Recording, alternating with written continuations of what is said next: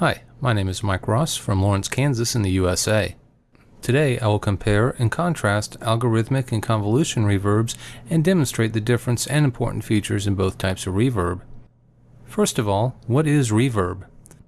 Reverb, or reverberation, is an effect that is comprised of many different delayed signals, which creates a secondary effect that is similar to sound bouncing around in a hall, room, or stadium.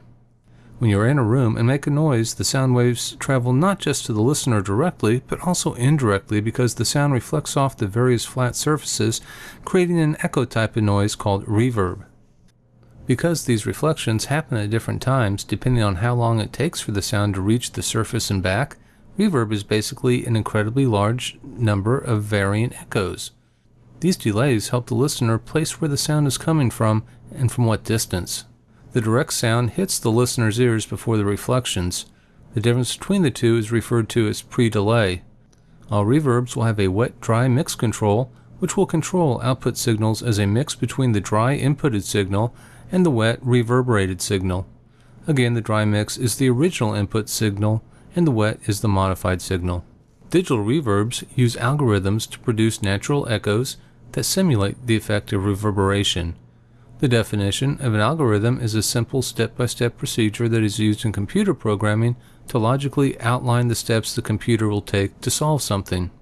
Algorithmic reverbs use multiple feedback delay circuits, which creates a diminishing series of sounds.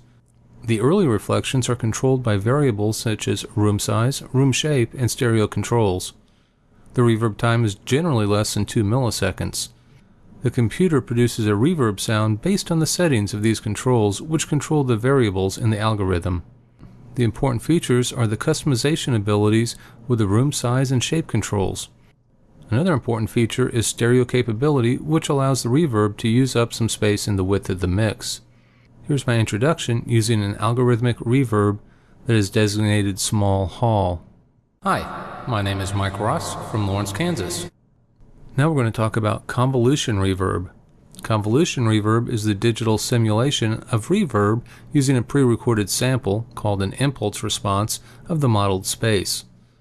The computer generates output based on the convolution of the samples of input audio and the samples of the reverb file. Convolution is an advanced mathematical equation similar to cross-correlation that produces a third modified version, which leaves an overlap that can be utilized to create this reverb effect. These can be real places such as an auditorium or famous concert hall. An important feature of convolution reverb is its ability to mimic a variety of different room sizes by importing lossless audio files. Here's my introduction using a convolution reverb that is also titled Small Hall. Hi, my name is Mike Ross from Lawrence, Kansas. So to summarize the differences, convolution reverbs are not designed to be as customizable as algorithmic reverbs. Algorithmic reverbs can be tweaked much more. Convolution reverbs may be more creative than algorithmic reverbs. You can load impulse responses that are things other than sounds and get unique results. Convolution reverbs are also more natural sounding than algorithmic reverbs, which are strictly computer generated. My sources for this include our instructor, Loudon Stearns, Wikipedia, and various audio production websites.